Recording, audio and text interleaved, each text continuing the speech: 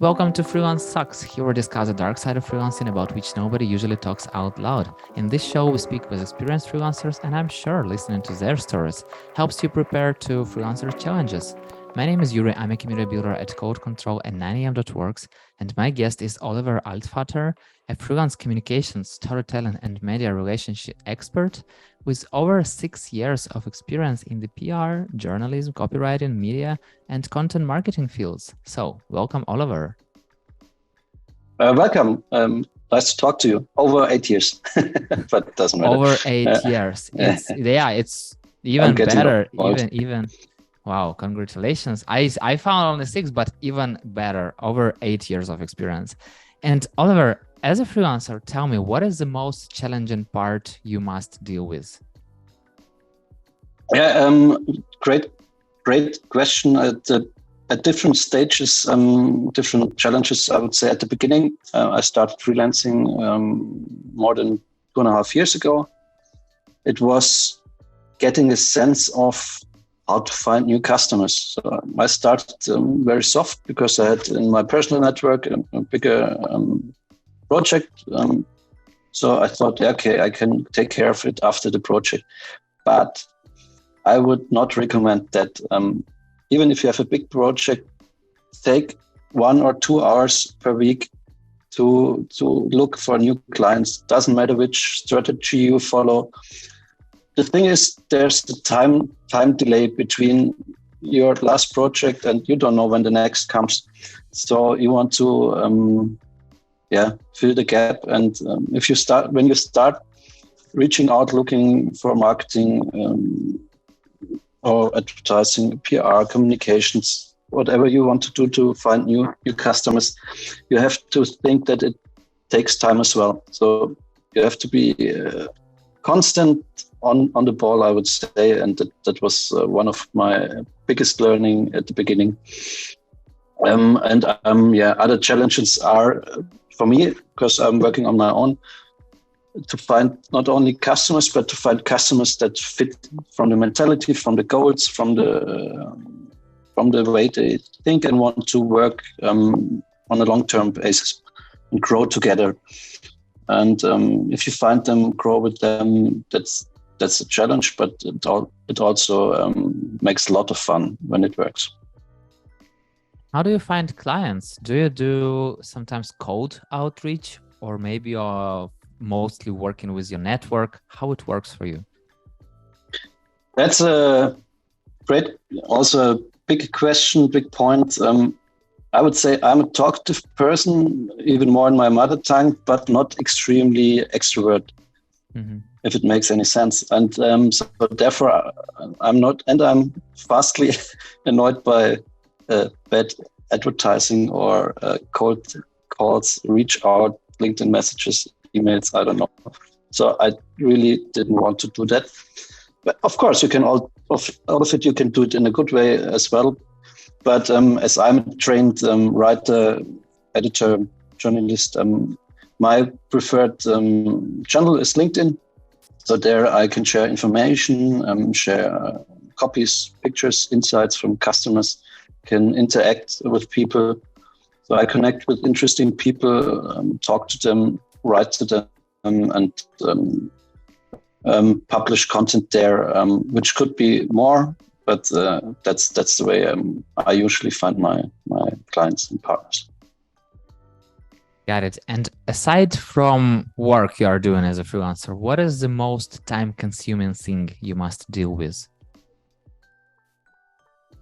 Okay, work. You mean the core body of my services? Yeah, I mean, like, you are a freelancer and the core body is storytelling, content marketing. And outside of that, what is the most time-consuming thing you must deal with?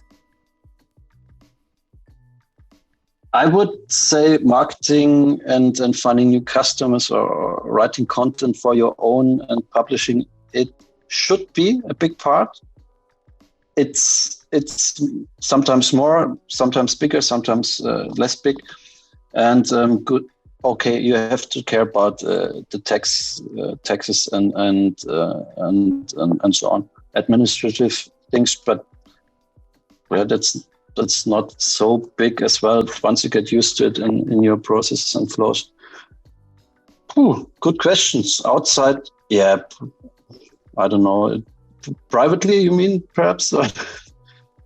Yeah, you know, mostly people are telling like taxes or dealing with administrative work or fighting clients or like Zoral. I feel like freelancers are wearing so many hats because when you are an entrepreneur, freelancer, you have to do everything by yourself, and sometimes other employees, like people who are working for a company or something, they don't even have to think about those questions. They are just do what they do, and they don't have to do anything else. Then I would go for outreach, marketing, content, PR, communications. I don't know, advertising, whatever you want to do to find new clients should be the next biggest thing.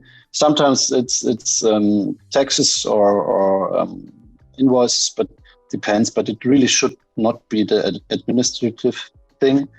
Should be on the third place, I would say, or perhaps later. Got it. And how does it feel for you to create a content for yourself? Because it's one point for making a content for your client, because it's like a part of your job you are getting paid for, and creating content for yourself. From one side, it might seem like, oh, nobody is paying me for that. But so I wonder, how does it feel for you to create content for yourself? It's much more difficult to take the role of the reader side, so of the audience, because you're obviously so biased into your topic that it's sometimes hard to change perspectives. So I really write like I think I would like to read it as well, the content, or create, I don't know, a video or photos or so on. And before I publish it, I try to show it to one or two people which are in the topic and which is opinion I value. That's the way I do it. And then but don't overthink it. I would recommend publish it, and then especially in social media, or I don't know, like LinkedIn or wherever you get the feedback. And even if it's not the best, it's helping you to improve. So just publish it, write it, publish it. Don't think too much. Yeah, exactly. And from freelancer's perspective, what is the most nerve-consuming thing? For me personally, not even the tech side of it, because it's once you're used to it, it's more or less the same. For me, it's dealing with, okay, I can make an example. One friend of mine, she told me at the beginning of my freelancing time, and she said, that must be great. You're meeting very much many people all the time. I said, yes. Even if it's online, I meet a lot of people, and she said, that must be so inspiring. Yes, it often is, but you meet a lot of people. They're not only people you like or you get along with. There are also people, I don't know, annoying, stressful. You can think about all the characteristics that you know from real life as well. So if you work as a freelancer, solo freelancer, you have to deal with all kinds of characters by your own. Of course, you can share your experiences with family, friends, but you don't have a direct colleague which has the same experience as you have to share and think about. That's, at least for me, it's a bit quite a challenge sometimes, but I try to share it with other freelancers, talk about it sometimes, but not all the time. It helps for me. Or just, I don't know, go for sports or have a drink with a good friend to get to other ways of thinking. But at the bottom line, I would recommend, I don't know, I heard it from Charlie Munger once, he said, get rid of the toxic people as fast as you can, and that's helping a lot. So don't accept every possibility to work together with some people. If it's not fitting, then don't think about the money. Just don't do it. I would recommend you save a lot of time and nerves, and creative space for better people, interesting projects. That's the way I try to deal with the situations. Got it. And if your friend wanted to become a freelancer, what are top 3 things you'd advise them to consider before doing it?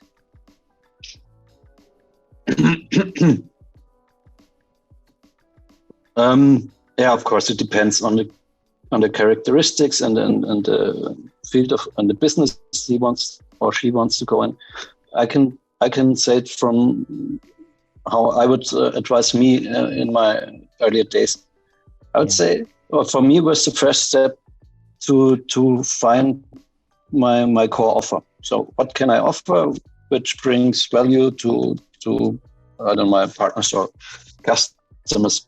So, in my case, it's more services and consulting and products. If you see copies and content as products as well. So that was for me the core.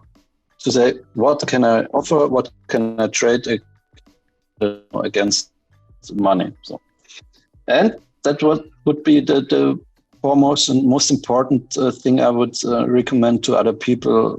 I would say, independent of which industry they're in. And secondly, I would advise them or tell them they have to think about where they want to work, with whom they want to work, if they want to work alone or not. And advise them on just trying it out, because depending on the business model, you don't have so much risk. Even if here in Germany, I would say the culture is not so for risk taking, more risk averse. I would say just try it and learn from it. And what's the worst? What could happen? So you go back to your job as an employee, and then nothing happened. So it's all right. Just try it out. Yeah, exactly. And I wish to have the sky as the limit, but time is the limit. So the final question, if you were starting your own freelancer's journey today, what is one thing you would have done differently? I would definitely started earlier with self-marketing, marketing in the style I'm comfortable with. Yeah, that would be the main point, I would say. Yeah. Got it. And yes, Oliver, thank you so much for sharing your challenges and for having such an open conversation. Thank you. It was a pleasure. And thank you so much for listening. If you like the show, hit the like button or 5 stars and share it with your friend. That's it. We're done. See you in the next episode.